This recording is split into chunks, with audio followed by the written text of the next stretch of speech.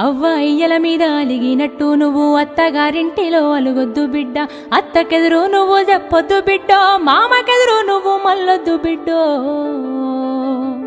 అది అత్తగారిల్లే బిడ్డో, బతుకు కత్తి మీది సాము బిడ్డ.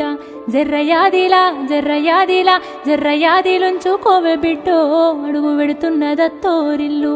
జర్ర ఓపిక తెచ్చుకో బిడ్డో, ఆడ బతకాలి నిండ నూరేళ్ళు.